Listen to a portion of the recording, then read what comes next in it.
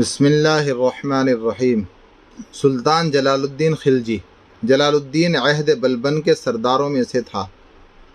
جب بلبن کا پوتا کے بعد مے نوشی کی کثرت سے لقوہ اور فالج میں مبتلا ہو گیا تو جلال الدین تخت شاہی پر جلوہ افروز ہوا۔ کچھ عرصے کے بعد کوشک لعل میں گیا جو سلطان بلبن کا دیوان خاص تھا۔ وہاں پہنچ کر دستور قدیم کے موافق گھوڑے سے اتر پڑا۔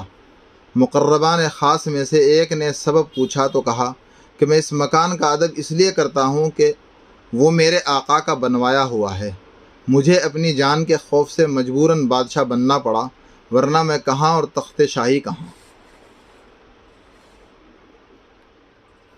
وہ اپنے قدیم دوستوں سے ہمیشہ اسی بے تکلفی کے ساتھ ملتا رہا جو حصول سلطنت سے پہلے تھی۔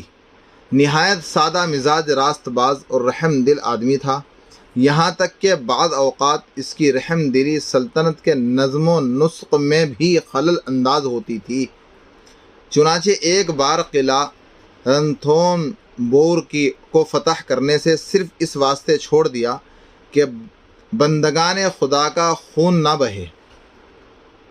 وہ اکثر موقعوں پر قہر اور غضب کے بجائے احسان و مروت سے کام لیتا۔ چنانچہ باغیوں کے ساتھ وہ سلوک کیا جو وفادار جانثار دوستوں کے ساتھ کرنا چاہیے۔ اس بادشاہ نے سلطان بلبن کے بھتیجے کو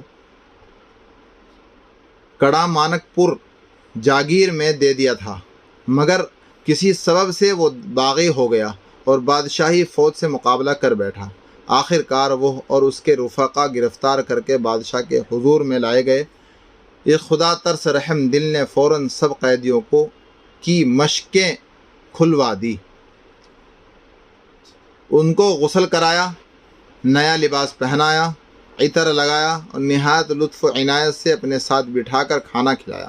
جب آپ آب و طعام سے فراغت پا چکے تو باغی جاگیردار کے رفیقوں سے خطاب کیا کہ اگرچہ تم میری فوج سے لڑے ہو مگر میں تمہاری اس وفاداری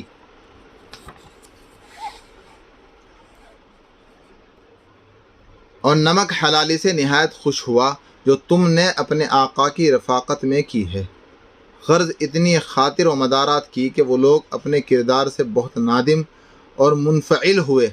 اس کے بعد ان کا قصور معاف کیا اور بلبن کے بھتیجے کو ملتان کے علاقے میں جاگیر دے کر رخصت کر دیا۔